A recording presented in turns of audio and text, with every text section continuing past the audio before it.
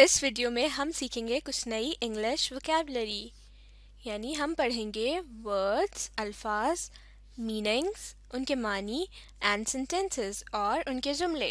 तो चलिए मिलकर पढ़ना शुरू करते हैं। पहला लफ्ज़ है strive. Strive meaning to try very hard. To try कोशिश करना, वेरी बहुत, हार्ड सख्त। टू ट्राई वेरी हार्ड यानी बहुत ज़्यादा कोशिश या फिर बहुत सख्त मेहनत करना। स्ट्राइव को अच्छी तरह समझने के लिए हम इसका इस्तेमाल एक जुमले में देख लेते हैं। She strived to get better marks this year. She strived यानी उसने बहुत ज़्यादा मेहनत की, to get लेने के लिए, better बेहतर, marks नंबर, this year इस साल। She strived to get better marks this year. उसने इस साल बेहतर नंबर लेने के लिए बहुत मेहनत की, यानी बहुत ज़्यादा कोशिश की। अगला लफ्ज़ है antecedent. Antecedent meaning a thing that existed before. A thing एक चीज़, दैट वो जो, एग्जिस्टेड मौजूद थी, बिफोर पहले। A thing that existed before यानी ऐसी चीज़ जो पहले मौजूद थी। एंटीसीडेंट का लफ्ज़ ज़्यादातर किसी चीज़ की पिछली नस्ल के बारे में बात करने के लिए इस्तेमाल किया जाता है। मिसाल के तौर पर किसी के आबाओ अजदाद यानी बड़े बुजुर्गों के लिए भी एंटीसीडेंट का लफ्ज़ इस्तेमाल किया जा सकता है। अब हम एंटीसीडेंट का एक जुमला बनाकर देख लेते हैं। Many people from that town want to know about their antecedents. Many people यानी बहुत सारे लोग, from that town उस कस्बे से, want to know यानी जानना चाहते हैं, about बारे में, their उनके, antecedents आबाओ अजदाद। Many people from that town want to know about their antecedents यानी उस कस्बे से बहुत सारे लोग अपने आबाओ अजदाद के बारे में जानना चाहते हैं। अगला लफ्ज़ है convention. Convention meaning a way in which something is usually done. A way एक तरीका, in which जिसमें, something कोई चीज़, is usually done आम तौर पर की जाती है। A way in which something is usually done आम तौर पर जिस तरीके से कोई चीज़ की जाती है उस तरीके को कन्वेंशन कहा जाता है। उर्दू में कन्वेंशन को तौर तरीका या फिर रस्म व रिवाज भी कहा जाता है। कन्वेंशन को अब एक जुमले में इस्तेमाल करके देख लेते हैं। In Pakistan, most of the brides wear red dress as a convention. In Pakistan यानी पाकिस्तान में brides दुल्हने, wear पहनती हैं, red लाल, dress जोड़ा, as a convention रिवाज के तौर पर।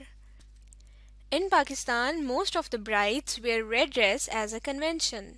यानी पाकिस्तान में ज़्यादातर दुल्हने रस्म या रिवाज के तौर पर लाल जोड़ा पहनती हैं। अगला लफ्ज़ है entrust. Entrust meaning to give the responsibility of doing something. To give देना, द रिस्पॉन्सिबिलिटी जिम्मेदारी, ऑफ डूइंग समथिंग कुछ करने की। To give the responsibility of doing something यानी किसी को कोई काम करने की जिम्मेदारी देना या फिर किसी के ज़िम्मे कोई काम लगाना। इंटरेस्ट का इस्तेमाल अब हम जुमले में करके देख लेते हैं। She was entrusted the task of making dinner for the guests. She was entrusted यानी उसके ज़िम्मे लगाया गया था, the task काम, of making बनाने का, dinner रात का खाना, for the guests मेहमानों के लिए।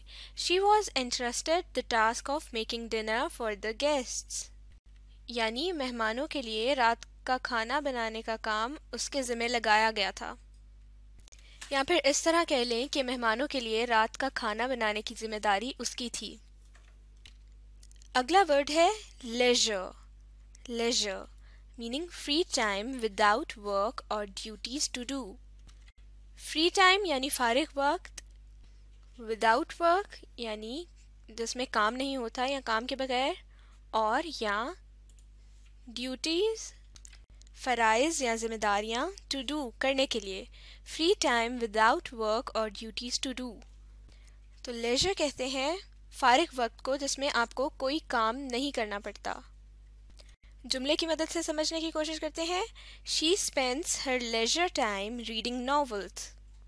शी स्पेंड्स वो गुजारती है, हर उसका, लेजर टाइम यानी फारिग वक्त, रीडिंग नॉवेल्स यानी नॉवेल्स पढ़ने में। She spends her leisure time reading novels, वो अपना फारिग वक्त नॉवेल्स पढ़ने में गुजारती है, या फिर इस तरह से भी कहा जा सकता है कि वो अपने फारिग वक्त में नॉवेल्स पढ़ती है। नेक्स्ट वर्ड है एसोसिएटेड। एसोसिएटेड मीनिंग कनेक्टेड यानी मुंसलिक या फिर जुड़ा हुआ। जुमले की मदद से एसोसिएटेड को समझने की कोशिश करते हैं। He associated himself with a great cause of helping the poor. He associated यानी उसने खुद को जोड़ लिया।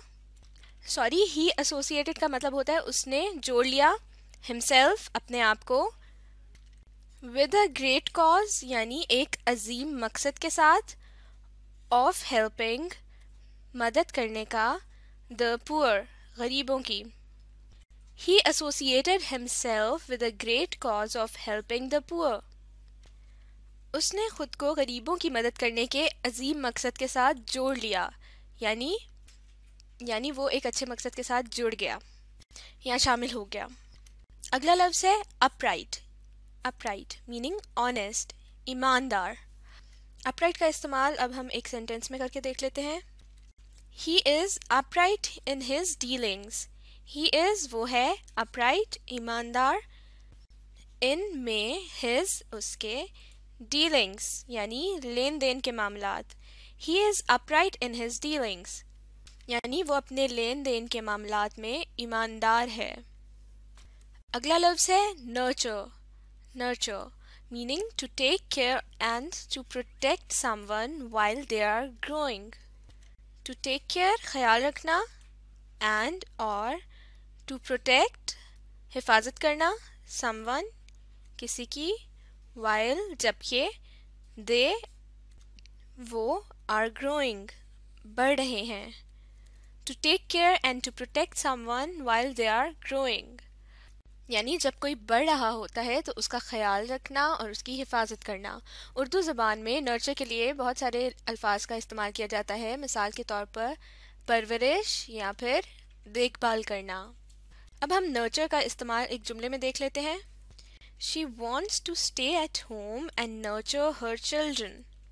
She wants वो चाहती है, to stay रहना, at home घर पर, and और nurture देखभाल करना, her उसके, children बच्चे। She wants to stay at home and nurture her children यानी वो घर पर रहकर बच्चों की देखभाल करना चाहती है, या फिर वो घर पर रहकर अपने बच्चों की परवरिश करना चाहती है। नेक्स्ट वर्ड है yelling। Yelling meaning to scream और शाउट। yelling कहते हैं चीखने या चिल्लाने को। अब हम yelling का एक सेंटेंस बनाकर देख लेते हैं। We heard him yelling for help. We heard हमने सुना, him उसको, yelling चिल्लाते हुए, for help मदद के लिए। We heard him yelling for help. हमने उसको मदद के लिए चिल्लाते हुए सुना। तो इस वीडियो में हमने सीखे इंग्लिश के कुछ नए वर्ड्स और फिर उन वर्ड्स को उनके मीनिंग्स और सेंटेंसेस की मदद से समझने की कोशिश की। अब आप इस वीडियो को रिप्ले कीजिए और साथ साथ पढ़ने, लिखने और सीखने का अमल जारी रखिए।